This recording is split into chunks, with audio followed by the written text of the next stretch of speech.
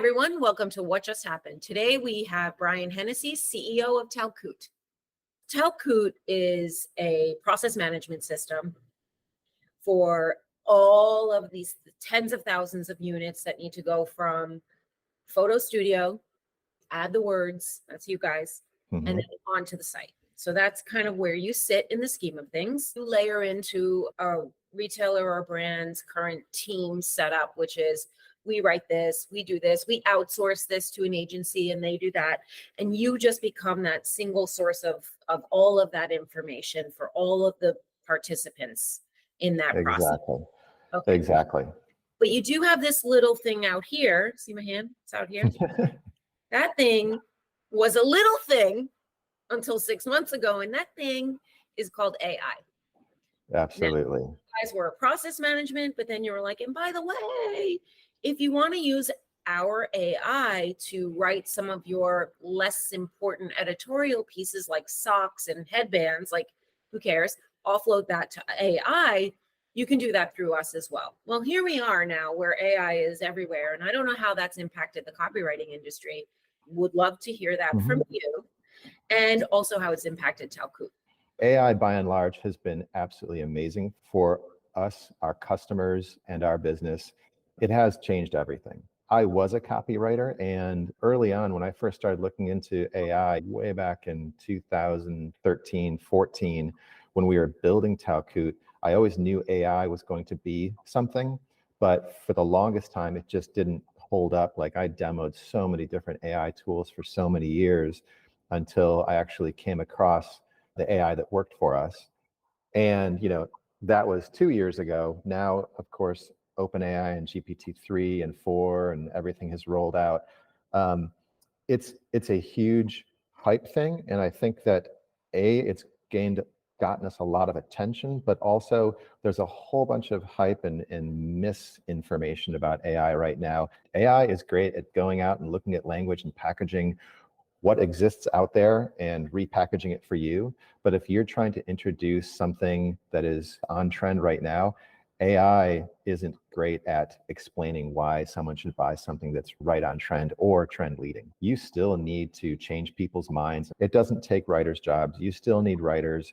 The AI that we are using it's trained on your brand voice. It's trained on e-commerce specifically, high converting, really high quality e-commerce product copy. 2 years ago, AI was not a selling point. It was actually a turnoff.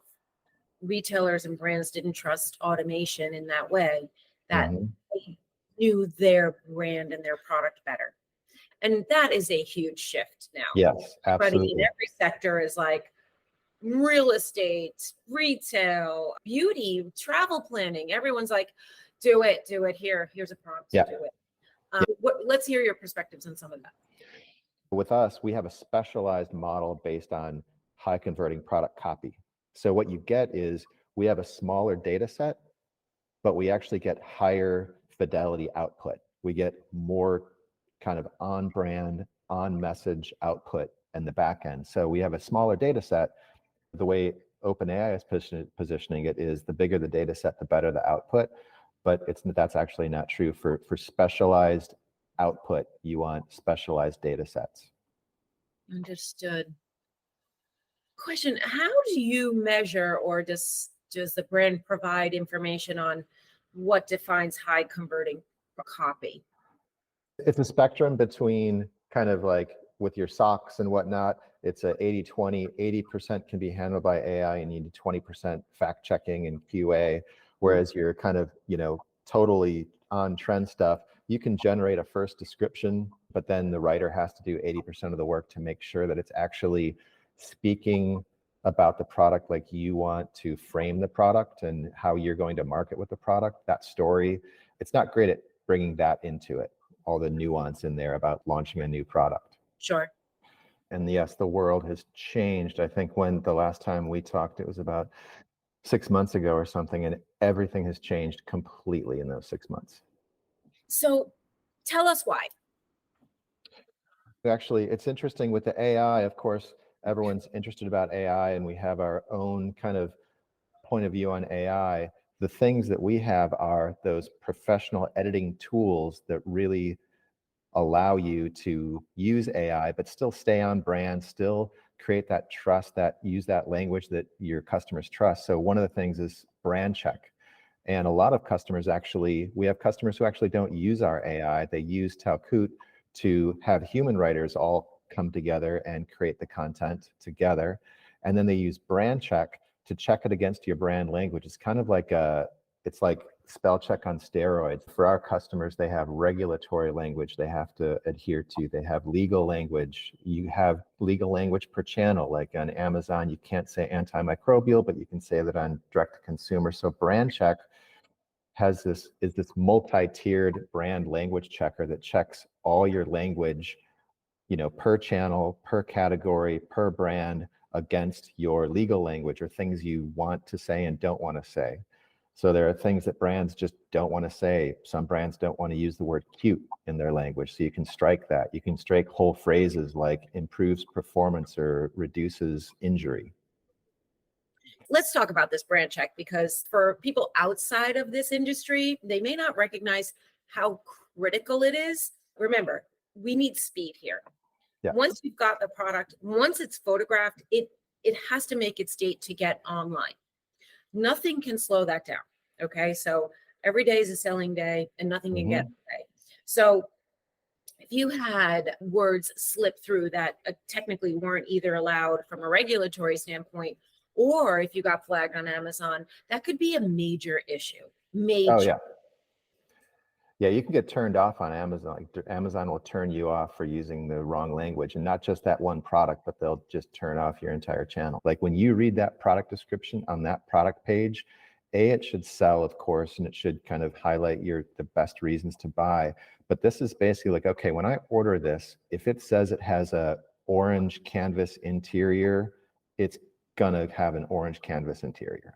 What your website should be is the contract between the consumer and your brand. Well, you tapped right into the trust emotion, which is becoming more and more vocalized in the shopping experience.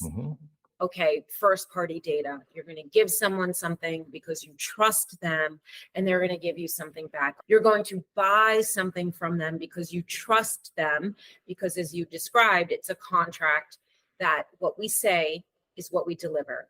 And I actually, as one knows, that's the definition of a brand, actually. You've nailed it. That is everything. I keep hammering home. You're not selling on the product page. It's about creating a trusting relationship. But my question for you is, you believe that. I'm like, well, I believe that too. And I don't want to waste my time. And I don't want to buy from brands that don't believe that. But my guess is that not even 50% of e-com sellers believe that. Maybe 20%. So like, you're telling them this is what they should believe in and they should have this, but there's just no there. I would say that it's one of those things where brands have to find this out for themselves. There's a great saying, it is the long way is always the shortcut. Everyone keeps trying to take shortcuts when it comes to content and creating trust. Like, even loyalty programs. You look at a loyalty program and you're like, that's not a loyalty program. That is like a quid pro quo. Like, I give you some data, you give me a discount. Loyalty is built through actually delivering products that people care about and thinking about those consumers and speaking to them in their language about solving their problems. And so we've talked to customers, or prospects, brands 2 years ago, but they weren't ready for that message. But all of a sudden they're coming back and they're like, okay, yeah, you spoke the truth to us. We kind of knew it was true then, but now we really know it's true. So you do have brands coming around and saying, there's too big of a risk for us to not communicate correctly so that we build trust with our clients, which then forges a long-term relationship, that lifetime value, but also prevents returns. Basically, for the last decade, companies have just been knocking down frictions for the consumer in e-commerce.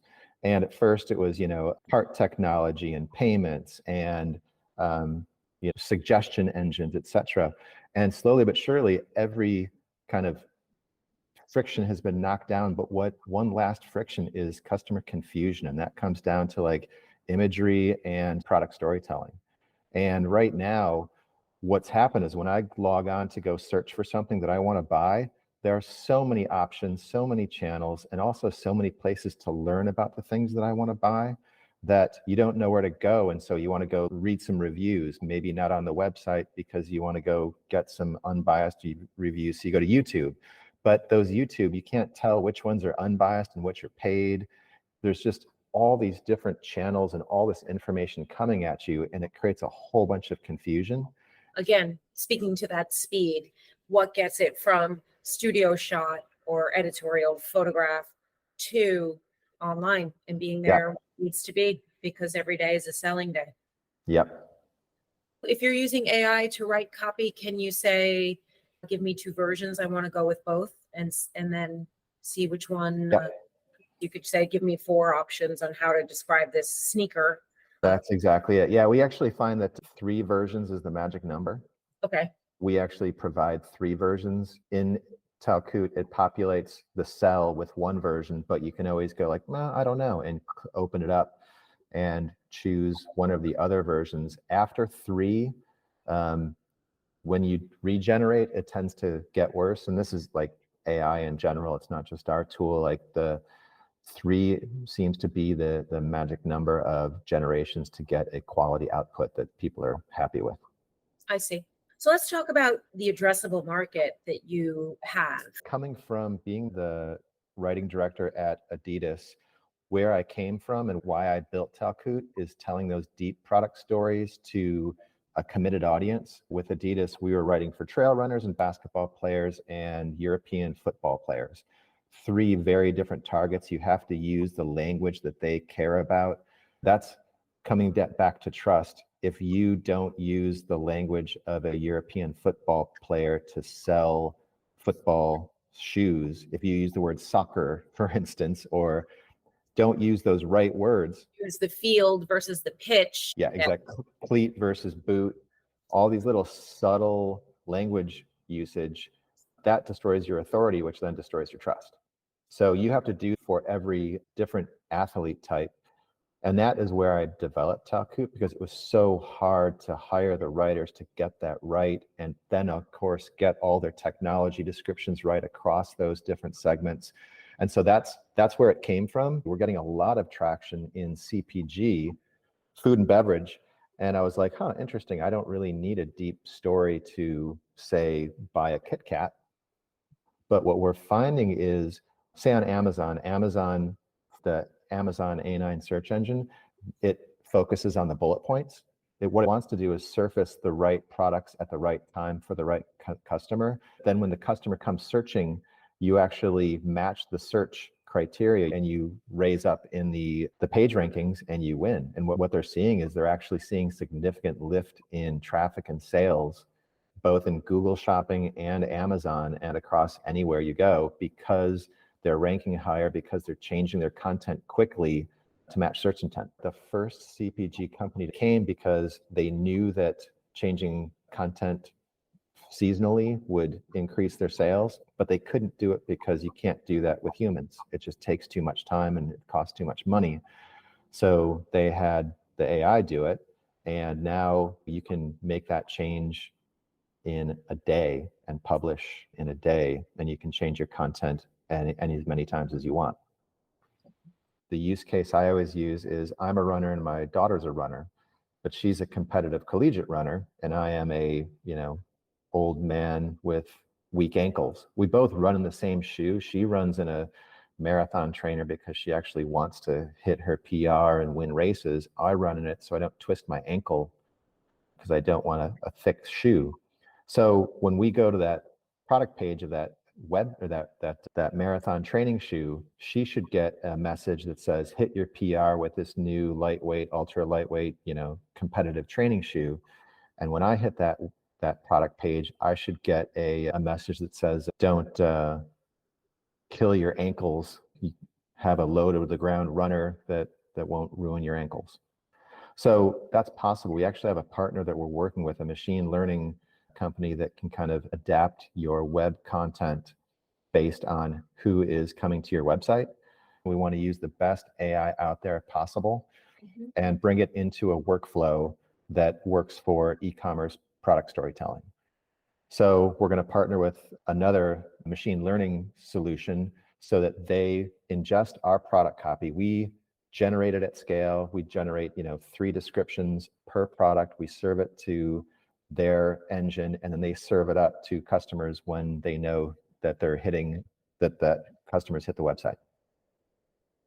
I would say actually we did an analysis, and product copy is getting longer across the board. When you look at like the leading D2C brands who live and die online, who don't have that big fat wholesale channel to rely on, when Apple has the longest product pages in the history of the universe, they do it because they know that that a long, deep, interesting product page actually sells. No, not everybody pores over everything, but you give whatever everybody needs on that product page. And again, personalization will change that. It'll get short again because it'll just serve up the content you want to see. But with Apple, I care about one thing, my daughter cares about another. We both want to see that on the product page before we buy. They're covering the bases. Look at Glossier. They have a really deep product page. It's not as long as an Apple product page, but like they go into pretty deep detail about why you'd buy this, what it's great for, how to use it, etc. And that's where you have to kind of write the story on the product page. And that's where it's not about selling. It's about creating that trust. And creating that trust means talking about what they're going to expect afterwards and how to use it, and give them the full, like, okay, I think I can use this. This is going to meet my needs, and it's going to be something I can use.